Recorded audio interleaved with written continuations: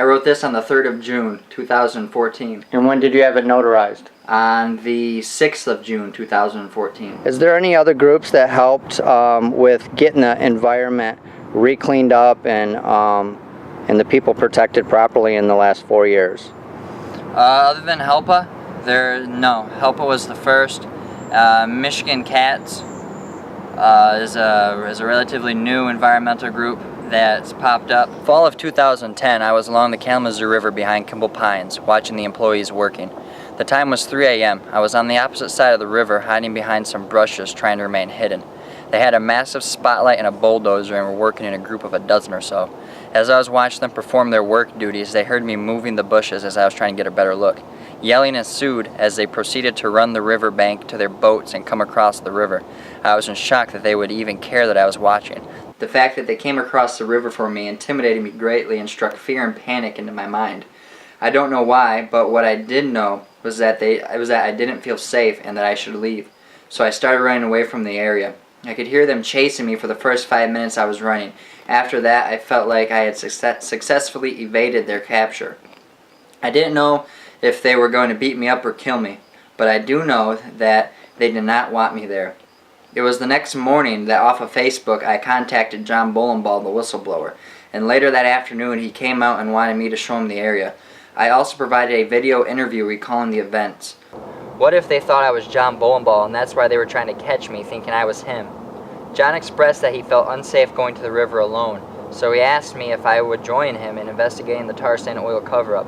John gave me a camera and the daily newspaper every time we went out, and told me that if he was ever assaulted physically, to hide out of sight and watch the entire assault on video from a safe distance with the newspaper to verify the date. John instructed me to take the footage to the police if he was killed or left physically broken. On several occasions, Enbridge workers or subcontractors stalked us around the city, county, and Kalamazoo River as we went about our daily documentation of the oil spill. The various effects it's had upon the community's health, emotional, and physical well-being. It was scary but also absurd. It got to the point that we were in the drive-thru for lunch and they would be parked, obviously, in the parking lot, watching us get our food. We'd wave at them, then they'd drive off until we started back down the road, and then they'd be following us again. It was very intimidating to have a billion-dollar oil corporation following you everywhere you went. Why would such a rich and powerful corporation want to follow someone trying to help them find oil? Maybe it's because every time we found oil, they had to go back and clean it up, resulting in the loss of millions of dollars. A security guard that worked for the Enbridge tar sand oil spill released to John a poster detailing his vehicle, license plate, and personal photo. The poster specifically stated to call the police if John was on any property. How can Enbridge harass us with police when we're on public property or property that we have permission to be on? It is in my honest opinion from our investigation that Enbridge facilitated the largest tar sand oil cover-up in North American history. They said the area was clean when it was not.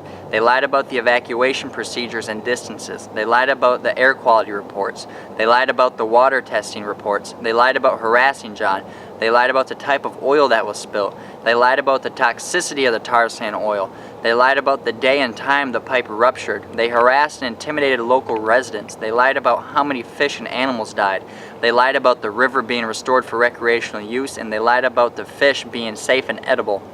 With my own eyes, I have seen pools of tar sand oil left in the woods. With my own eyes, I have seen residents go into seizures after the spill. With my own two hands, I have dug up buried oil 6 feet down beneath a layer of gravel and soil in cleared areas. In the bottom of the waterways, I have seen tar sand oil lurking beneath the surface, and it'll slowly decimate our community and environment for years to come.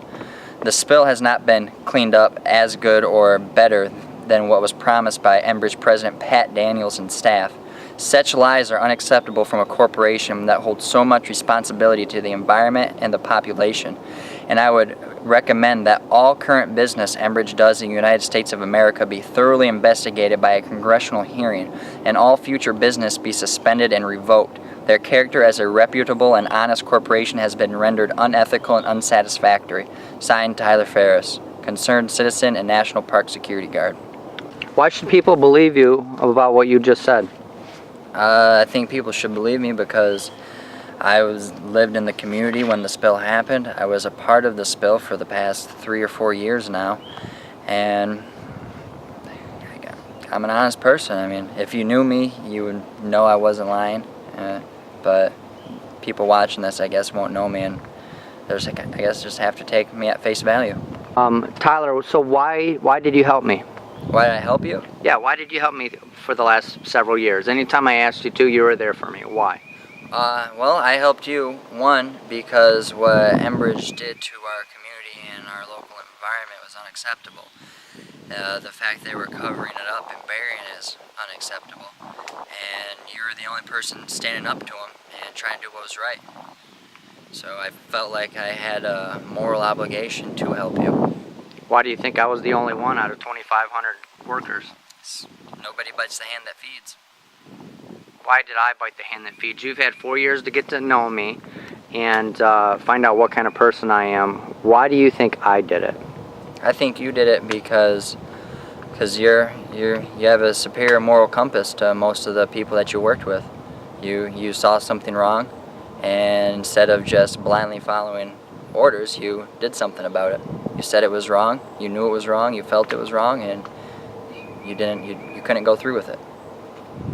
And so do you think I've accomplished anything in the last 4 years? Yes, I think you've accomplished a lot. I think if it wasn't for you and the work that you've done, that there would be a lot more oil still in the river in Morrow Lake, and there would be a lot more sick people. Enbridge would have cleaned up and been out of here a long time ago. But Enbridge says that they do everything they can to make it right. What's your opinion on that? I think it's just political rhetoric. I think that they're doing just enough to please people at face value, but that's as far as it goes. Well, they always say that they're doing this to EPA standards, but you've seen the documents where Enbridge signed off on the areas before EPA even looked at them. So for Enbridge to say that they did them to EPA standards, that would be a lie, because they did them to their standards, and the EPA followed the Enbridge standards. What do you think about that? I think it's wrong. I think that should be investigated, and I think that the whole river should be looked at again.